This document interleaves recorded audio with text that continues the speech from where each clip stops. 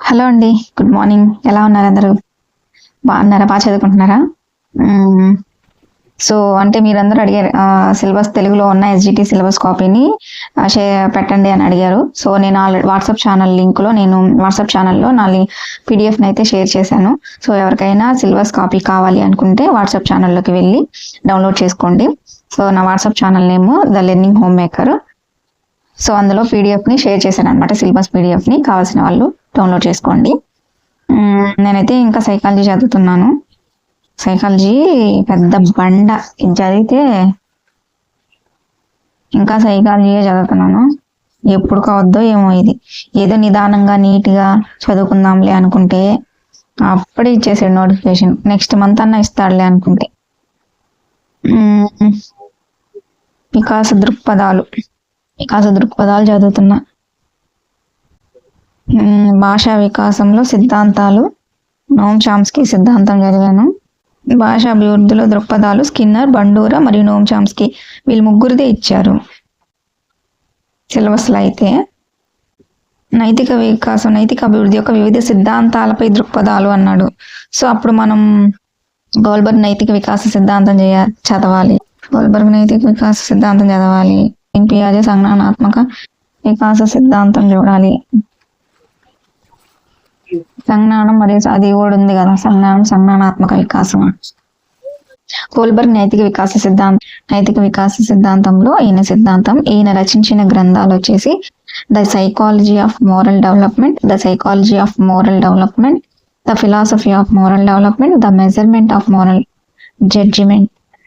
Kohlberg నైతిక వికాస సిద్ధాంతం గురించి సింపుల్ గా ఒకసారి చూద్దాం. కోల్బర్గ్ గ్రంథాలు, కోల్బర్గ్ నైతిక వికాస సిద్ధాంతంలో కోల్బర్గ్ రచించిన గ్రంథాలు అనమాట. The philosophy of moral development, the measurement of moral judgement, the psychology of moral development.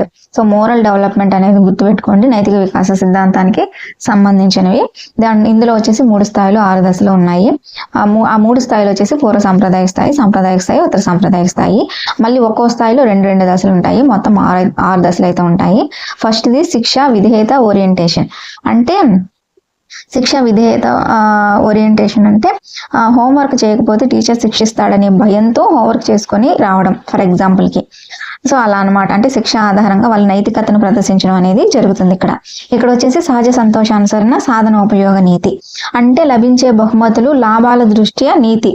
అంటే ఇప్పుడు ఫర్ ఎగ్జాంపుల్ బహుమతుల ఆధారంగా వీళ్ళు ఇక్కడ నైతికతను ప్రదర్శిస్తాడు. ఇక్కడ శిక్ష పడుతుందేమోనని భయంతో ఇక్కడ వచ్చేసి బహుమతుల ఆధారంగా నైతికతను ప్రదర్శించడం జరుగుతుంది. అండ్ మూడోది వచ్చేసి మంచి బాలుడు లేదా మంచి బాలిక నైతికత. అంటే ఇతరులు అంగీకరించిన తిరస్కరించిన అంశాల ఆధార నీతి అనమాట. అంటే ఏంటిది అంటే ఇక్కడ అంటే మంచి బాలుడు అనిపించుకోవడం, మంచి బాలిక అనిపించుకోవడం కోసం వాళ్ళు నైతికతనైతే పాటించడం 3వ దశ అనమాట ఇక్కడ. దాని తర్వాత 4వ దశ. ఈ 4వ దశలో అంటే అధికారం, సాంఘిక క్రమ నిర్వహణ నీతి. అంటే ఇక్కడ ఏంటి అంటే రూల్స్ పాటిస్తారు. అంటే ఇప్పుడు ఆ సహజ నియమాలను తూచా తప్పకుండా పాటించే నీతి అనమాట. సోషల్ ఆర్డర్స్ని, రూల్స్ని ఖచ్చితంగా ఇక్కడ పాటిస్తారు. సో ఇది 4th వన్. 5th వచ్చేసి సహజ ఒడంబడిక నైతికత. అంటే ఇంకా ఏంటి అంటే వ్యక్తిగత సాంఘిక ఒప్పందాలు, హక్కులు ప్రజాస్వామికంగా అంగీకరించబడిన చట్టనీతి. అంటే ఇక్కడ సోషల్ కాంట్రాక్ట్స్ అనేవి పాటిస్తారనమాట. అంటే ప్రభుత్వ పన్నులు మనం సక్రమంగా కట్టాలి అనే నైతికతనైతే కలిగి ఉంటారు. కోల్బర్గ్ ప్రకారం అయితే ఈ 4వ దశకు మించి అయితే ఎవరు దాటలేరు అనేది కోల్బర్గ్ ప్రకారం 4వ దశనైతే ఎవరు దాటలేరు అని ఆయన అభిప్రాయం అన్నమాట. సో సాంఘికంగా ఏవైతే ఒప్పందాలు ఉంటాయో అవి పాటించడం 5వ దశలో ఉంటుంది. అంటే సహజ ఒడంబడిక నైతికత, ప్రభుత్వ పన్నులు ఏవైతే ఉన్నాయో వాటిని తప్పకుండా పాటించడం 5వ దశ అనమాట. నెక్స్ట్ లాస్ట్ వచ్చేసి 6వ దశ, విశ్వజనీన నైతిక సూత్రాలు, అంతరాత్మ నైతికత. అంటే ఏంటి అంటే ఇక్కడ వాళ్ళ ఆత్మ నిందన తప్పించుకోవడం కోసం విశ్వ నైతిక విలువలను పాటించడం 6వ దశ. అంటే వీళ్ళు శిక్షను అంటే తమకు తామే శిక్షించుకోవడానికి వెనుకాడనమాట. తనకు శిక్ష పడుతుందని తెలిసినప్పటికీ కూడా వాళ్ళు ఆ నిజం చెప్పి శిక్షణ అనేది స్వీకరించడం జరుగుతుంది ఈ 6వ దశలో. సో ఇవి కోల్బర్గ్ నైతిక వికాస స్థాయిలు. సో ఇందులో నుంచి మనకి బిట్ వచ్చే ఛాన్స్ ఉంది, చూసుకోండి. నెక్స్ట్ ఇంకొకటి మనకి సాంఘిక వికాసంలో ఎరిక్ ఎరిక్సన్ సిద్ధాంతం ఒకటి చాలా ఇంపార్టెంట్. దీని నుంచి కూడా బిట్ వచ్చే ఛాన్స్ ఉంది. ఎరిక్ ఎరిక్సన్ దశలు వచ్చేసి 8, మొత్తం మనకి 8 దశలు. ఒకటి పూర్వ శైశవ దశ, ఉత్తర శైశవ దశ, క్రీడా దశ, పాఠశాల దశ, కౌమార దశ, పూర్వ వయోజన దశ, మధ్య వయోజన దశ, పరిపక్వత దశ. పూర్వ శైశవ దశ వచ్చేసి పుట్టినప్పటి నుంచి 1.5 సంవత్సరం వరకు, ఉత్తర శైశవ దశ 1.5 నుంచి 3 సంవత్సరాలు, క్రీడా దశ 3 to 5, పాఠశాల దశ 6 నుంచి 12, కౌమార దశ 12 నుంచి 20, పూర్వ వయోజన దశ 20 నుంచి 30, మధ్య వయోజన దశ 30 నుంచి 60 సంవత్సరాలు, పరిపక్వ దశ వచ్చేసి 60 సంవత్సరాల పైన. ఇందులో వచ్చేసి ఈ మనోసాంఘిక క్లిష్ట పరిస్థితులు, ఇది వచ్చేసి దాని గుణం లేదా లక్షణం అన్నమాట. అవి వచ్చేసి ఏంటి అంటే పూర్వ శైశవ దశలో నమ్మకం, అపనమ్మకం, ఉత్తర శైశవ దశలో స్వయం ప్రతిపత్తి, సిగ్గు, సంశయం, క్రీడా దశ చొరవ, అపరాధ భావం, పాఠశాల శ్రమశీలత, న్యూన్యత, కౌమార దశలో పాత్ర గుర్తింపు, పాత్ర సందిగ్ధత, పూర్వ వయోజన దశకు వచ్చి సాన్నిహిత్యం, ఏకాంతం, మధ్య వయోజన దశ ఉత్పాదకత, స్తబ్దత, పరిపక్వత దశ చిత్తశుద్ధి, సమగ్రత, నిరాశ. వాటి గుణాలు పూర్వ శైశవ దశలో ఆశ, సిగ్గు, నమ్మకం, మనోబలం, తలంపు, క్రీడా దశలో లక్ష్యం, ప్రయోజనం, పాఠశాల దశ సామర్థ్యం, యోగ్యత, కౌమార దశ విశ్వసనీయత, పూర్వ వయోజన దశ ప్రేమ, మధ్య వయోజన దశ సంరక్షణ, శ్రద్ధ, పరిపక్వ దశ సూక్ష్మ బుద్ధి, వివేకం. సో ఈ పట్టిక చాలా చాలా ఇంపార్టెంట్, ఖచ్చితంగా చదువుకోండి. ఇంకోటి వివిధ దశలు, వికాసాలు, ఇవి కూడా ఇంపార్టెంట్. మనకి ఎక్కువ రోగాలు వచ్చే దశ అని చేసి కింద శైశవ దశ, పూర్వ బాల్య దశ, ఉత్తర బాల్య దశ, కౌమార దశ అని ఇస్తాడు. సో ఇవి కూడా చాలా ఇంపార్టెంట్. శైశవ దశలో ఇవన్నీ శైశవ దశకి సంబంధించినవే. సో ప్రతిదీ చదివి మనం గుర్తుంచుకోవాలి.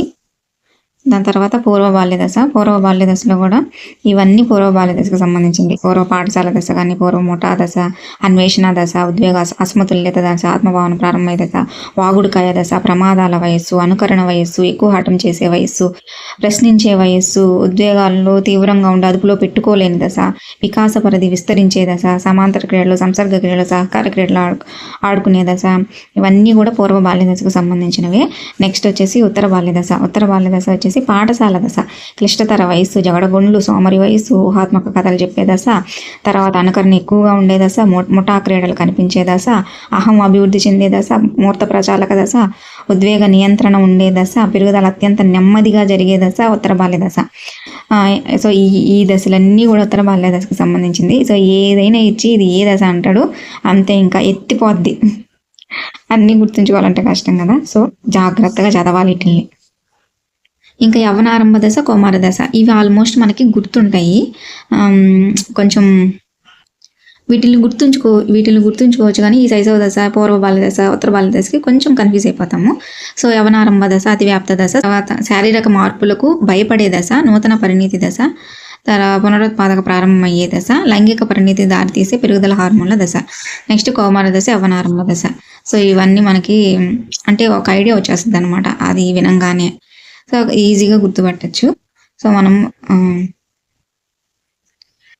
ఈ దశలు చదువుకునేటప్పుడు కొంచెం నీట్గా గుర్తుండేలా శ్రద్ధగా చదువుకోండి. శైశవ దశ గురించి, పూర్వ బాల్య దశ గురించి, ఉత్తర బాల్య దశ గురించి. సో చూసారు కదండి వీడియో నచ్చితే లైక్ చేయండి, షేర్ చేయండి, అలాగే మన ఛానల్ని సబ్స్క్రైబ్ చేసుకొని సపోర్ట్ చేయండి. Thank you so much for watching. Bye bye. బాగా చదువుకోండి.